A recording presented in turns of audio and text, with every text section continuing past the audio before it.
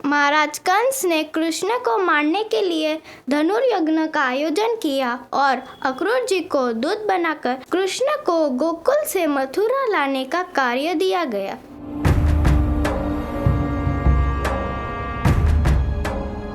गोकुल आकर अक्रूर जी ने सारी बात नंद बाबा को बताई और कृष्ण बलराम को अपने साथ मथुरा भेजने के लिए कहा।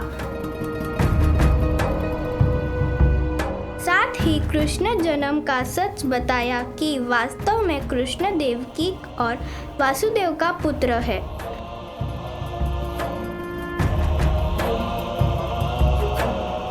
अतः न चाहते हुए भी नंद बाबा और यशोदा को कृष्ण और बलराम को मथुरा भेजना पड़ता है।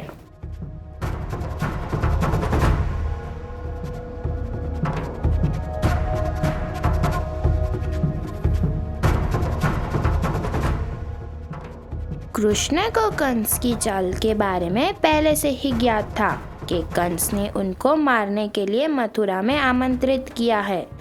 कृष्ण मथुरा नगरी के दर्शन के लिए जाते हैं। वहाँ शिव धनुष की पूजा हो रही होती है। कृष्ण शिव धनुष के दर्शन करने पहुँचते हैं।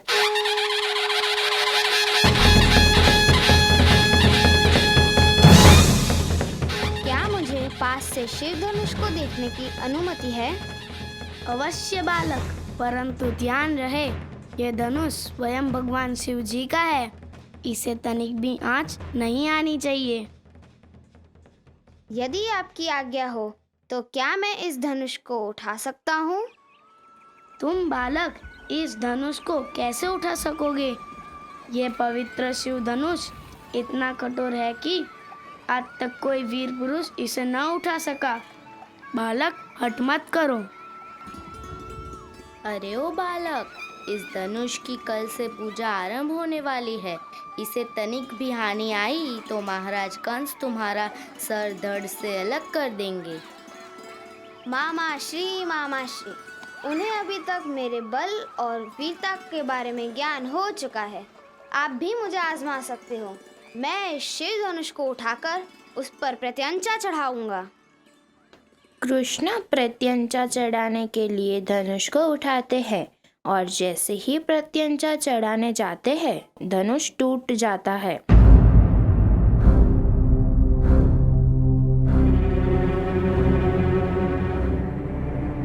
जिससे कंस का धनुर्यज्ञ का प्रयास विफल हो जाता है।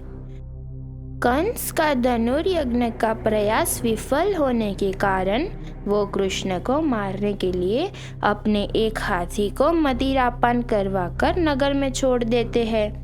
कृष्ण उस हाथी का भी वध कर देता है। कंस का हाथी के द्वारा कृष्ण के प्राण हरने का प्रयास भी असफल हो जाता है। इसलिए कंस मलयुद्ध के बहाने कृष्ण का वध करने की योजना बनाता है।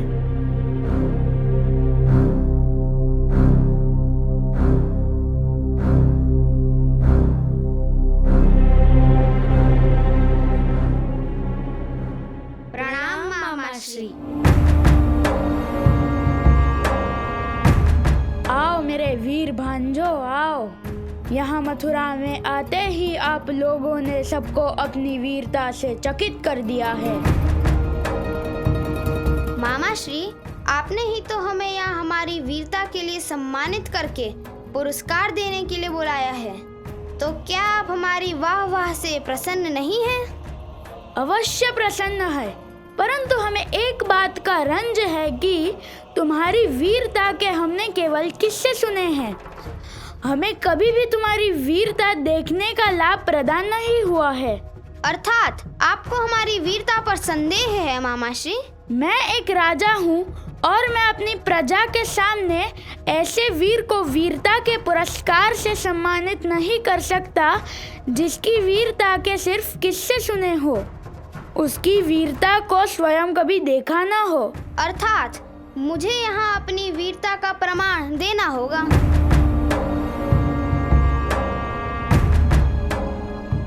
अवश्य, इसीलिए मैंने मलयुद्ध का आयोजन किया है। जो ये प्रतियोगिता जीतेगा वही वीर पुरस्कार का हकदार होगा। अच्छी बात है मामा श्री, मैं आपकी हर एक चुनौती को स्वीकार करता हूँ।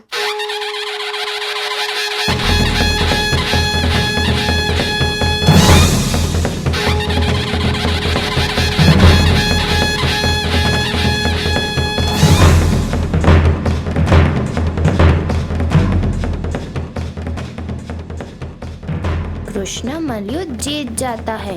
कंस का कृष्ण को मारने का ये आखिरी प्रयास विफल हो जाता है और वो खुद कृष्ण को मारने के लिए हथियार लेकर कृष्ण की ओर बढ़ते हैं। फिर उन दोनों में मल्लयुद्ध होता है।